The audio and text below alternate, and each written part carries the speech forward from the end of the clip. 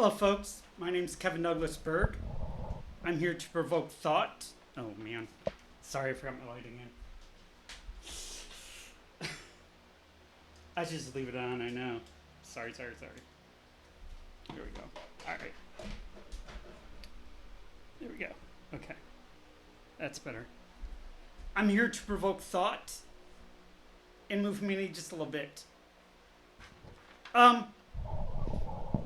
I touched on China's expansion and China wanting to be involved in all potential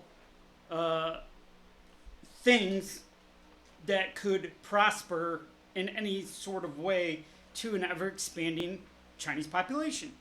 Like the Middle East, I talked about that. I talked about how they, want more involvement in basically anything or anything of substance that has to relate trade, commerce, a resource, an idea, a process in which something gets done quicker, faster, for the benefit of whatever countries, regions, and continents. With that being said, I said that it's alarming. We have Chinese nationals buying farmland next to military bases around the country. And I wanted to follow up with that.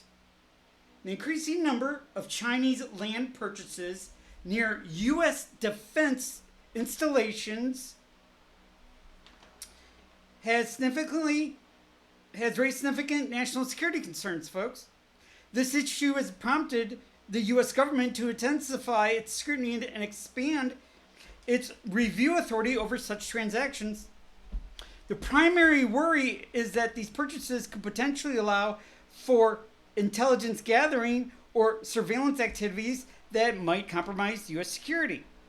I did also bring up about what's going on with Cuba and the Chinese improvements of the Cuban spying facilities and the ongoing continuance of a closer surveilled United States by China through Cuba. I will put that video down there below. Don't worry. For instance, a notable case involving the Fufeng Group, a Chinese company that bought 370 acres of land near the Grand Forks Air Base in North Dakota. This purchase led to widespread concerns about the proximity of foreign-owned land to critical military infrastructure. In response, the U.S. Treasury Department has proposed new rules requiring government approval for any foreign land purchased within 100 miles of certain military bases. Okay, they did new rules, but the other ones are still there now without these new rules. China played that well, I would say. The evaluation of land purchases near U.S. installations involves several specific criteria to ensure national security is not compromised. Here are some key factors considered. Proximity to sensitive sites. The distance of the land from the military base and other critical infrastructure is a primary criterion. Transactions within a 1 mile radius of certain bases and within a 100-mile radius of highly sensitive sites are subject to rigorous review. Now, I don't understand why it's only 100 miles. Oh well. Nature of the buyer. The background and affiliations of the purchasing entity are scrutinized. This includes assessing any potential connections to foreign governments or entities that pose a security risk. Small footnote. SR-71, we bought titanium. Guess from who? Russia. Under a shadow company name. They had the most titanium. We needed it.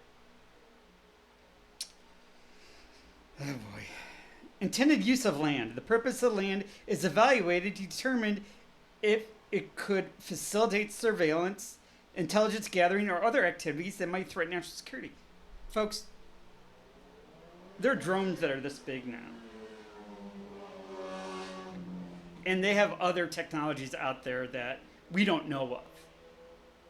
If we have it, they have it.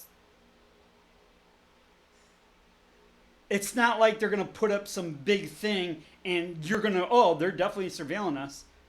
No one is that stupid. No one's that naive. No one is that obvious when it comes to an espionage plan.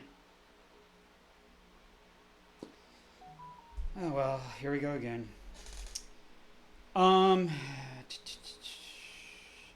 Interagency collaboration. Jesus Christ. Our agencies don't talk to each other. They don't talk to each other.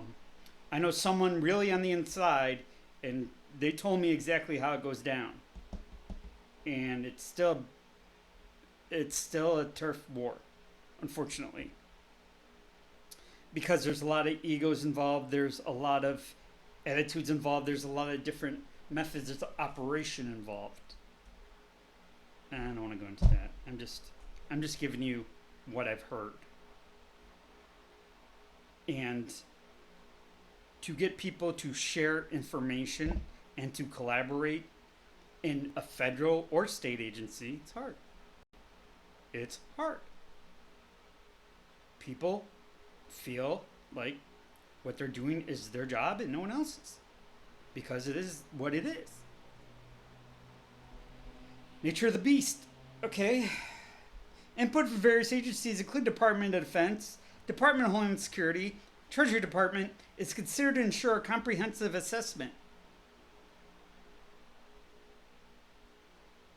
Okay, I'm not going there. These criteria help ensure that land purchases near defense installations do not pose a threat to U.S. national security. All right. That's going forward. What about right now? It's a common sense question. What about right now? What about with the purchases already made by the Air Force bases, by the military installations, by these companies? As I stated before, Skunk Works got titanium from Russia.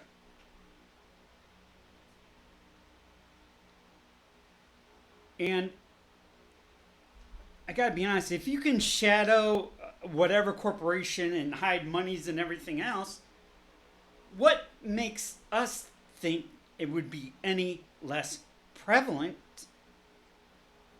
when it came to a military operation in the back end being fronted by China?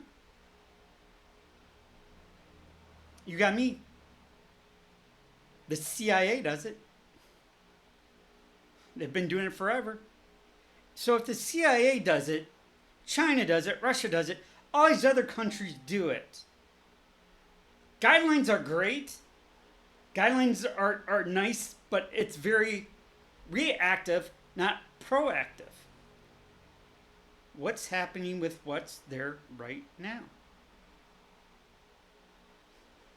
I'm going to do a follow-up on that. My name's Kevin Douglas Berg. This is What Was I Saying about KDB. So happy you joined me. This will be the China combination of let's do it to it. China wants to rule the world kind of thing. So let's close it out. Pray for you, pray for me, pray for world peace. Please pray for world peace. Pray for those coming and going. Pray for those on the plane, train, automobile. Pray for those that serve, are serving, post-serving, fighting with PTSD. Pray for those that are policemen, policewomen, firefighters, firemen, anybody in rescue, anybody in and out of the hospital want a better day. Pray for all first responders, all medical personnel, doctors. Those people out of the hospital going through a hard physical, mental, emotional, psychological stress. Physical. Hopefully tomorrow they have less suffering than they did today. Hopefully tomorrow we can show more compassion to those who need food, who need water, who need shelter, who need electricity, who need health, who need basic compassion and empathy. Hopefully tomorrow this world can show them a better compassionate world than it is today. My name's Kevin Douglas Berg. I'm here to provoke thought and move humanity forward. Kevin out. Thank you, folks. You're the best.